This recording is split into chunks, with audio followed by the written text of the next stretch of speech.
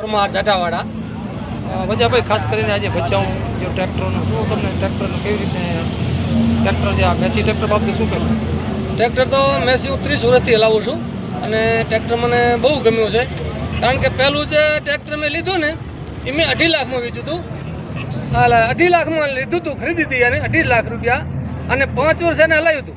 1 રૂપિયાનો મેં ખર્ચો કર્યો નહોતો અને 5 વર્ષ પછી મેં વેચ્યું ને ત્યારે મને 2,51,000 આવ્યા હતા. ટાયર 4 કહી નાખ્યા હતા. આ મેસીનો ભાવ તો મને જબરદસ્ત દેખાણો. એક તો વેચવામાં સારું, એક તેની હાઇડ્રોલી સારી. હાઇડ્રોલી એ ટ્રેક્ટરને તમે મૂકો એટલે આ સીટેથી હું સીટ આવતી એને હાઇડ્રોલને અડવું ન પડે, એની રીતે જ કંટ્રોલ થતી આવે. બીજું થોડાક જ વરી આવે, આમાં થોડીક ભાવમાં જ વરી આવે. બીજું ટ્રેક્ટર બીજા ટ્રેક્ટર તમે બ્રેક મારો કાં તો પાછળ બેઠો હોય ને પાડી દે, કાં તો ઝટકો આવે, કાં લીવર રાખવું પડે. આ વગર લીવરે તમે એના માથે એક બ્રેકમાં પગ દો એટલે અહીંયા બધી બર્થ ભરે ને એમ વરી આવે. આ મેસીનો અવાજ, એની હાઇડ્રોલી સારી, એનું વરવાનું સ્ટેરિંગ સારી, આખોથી ડ્રાઈવર થાકે નહીં. આ મેસીની ખાસિયત છે. અને વેચવા જાઓ ત્યાં એની કિંમત પૂરેપૂરી આવે. એનું એન્જિન બહુ સારું.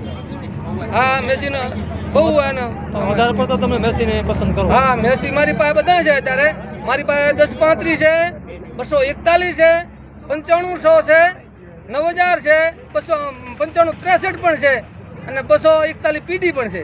મારી પાસે 5-7 ટ્રેક્ટર છે. ખાસ કરીને માઇલેજમાં કઈ રીતે કેવું? માઇલેજમાં જે 241 અને 245 છે ને એનું મેં માઇલેજ ભચાઉથી લઈ જાઉં. મેં તેલ પૂરી નહીં ટાંકી અને ઘરે જઈને માપું એટલે એ મને 13નું એવરેજ આવે છે. 1 લીટરમાં પ્રતિ 13 કિલોમીટર હાલે છે આ મેસી. અત્યારે તમારા કેટલા ટ્રેક્ટર છે? અત્યારે મારા ઘણા 7 ટ્રેક્ટર છે.